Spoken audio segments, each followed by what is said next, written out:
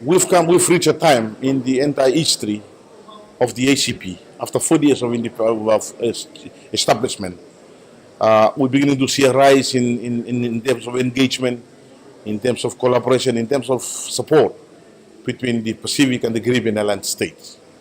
We must also be thankful and give credit to the SEEDS platform.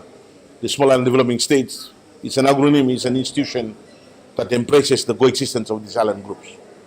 We have in the part in ACP, there's 15 from Pacific Island countries, including Timor-Leste, and we have 16 our brothers and sisters from the Caribbean. This conference at this point in time being convened here in Barbados under these buildings. Building was the first, this building to host and organize, first organization of the meeting of the seats and houses way back in 1994 in this big conference room.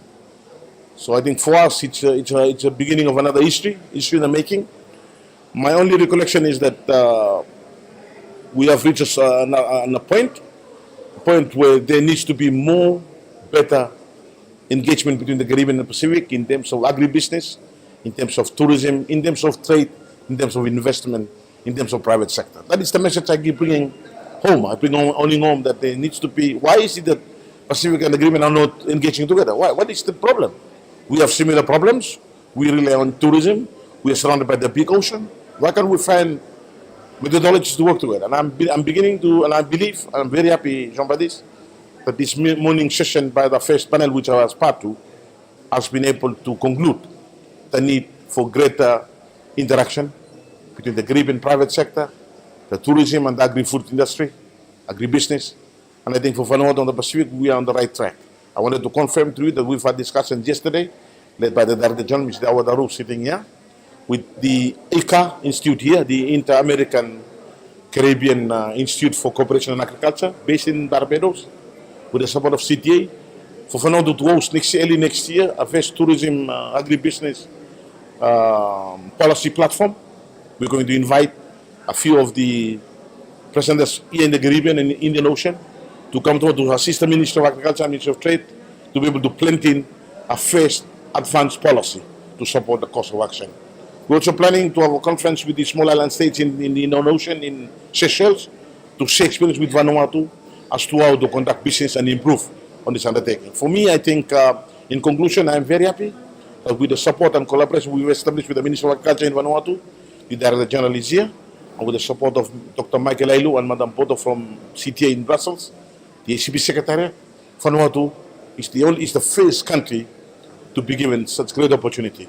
When you talk about CTA and the Pacific, you talk about Vanuatu. We've done well, and I'd like to encourage everybody that we should continue this momentum to build our support, to make sure CTA comes and help our farmers, our businesses and our agri-businesses to be able to beef up their own strategies and help them to market and sustain their own sustainable development goals. I think that's very, very important.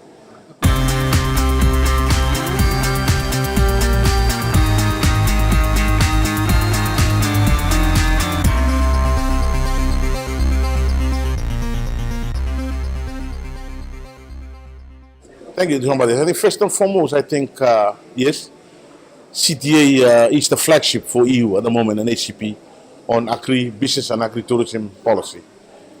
Just recently, in the discussions at the Development Finance Cooperation Committee that deals with the envelope 11 EDF envelope financing, we ambassadors of ACP have allocated over 120 million euro between 2015 to 2020 period to CTA to support the mandate on agribusiness and agriculture. So there we go.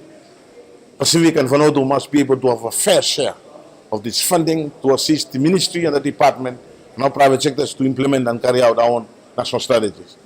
Secondly, I mentioned to the meeting my take on support from the EU. The EU is known for giving so much money through their own envelopes.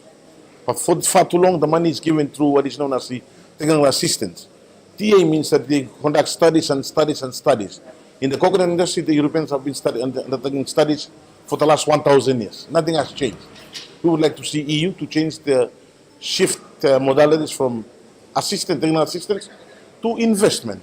And investment, I mean they could be able to put money to private sectors to support them to carry out their business objectives and to make a difference. Where we can see some real EU dollar being filled down to the rural farmers in Malekula and in Sando and in the Shepherds Group to help farmers to buy the seeds, to buy cement, to build the infrastructure for the founders of the business. That is what we're looking at.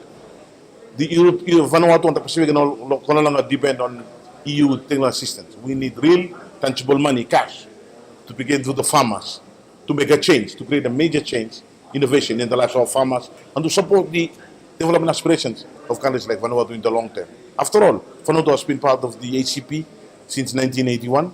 We've been part of the ACP cooperation in the days of Lome, and I think it's about time we are serious and we mean business when we talk about private sectors. Private sectors are here, they need money, they need assistance, they need assurances that after Barbados they can go back and be able to develop their business much better than before with EU envelope and EU money coming to support their development course and action. Thank you.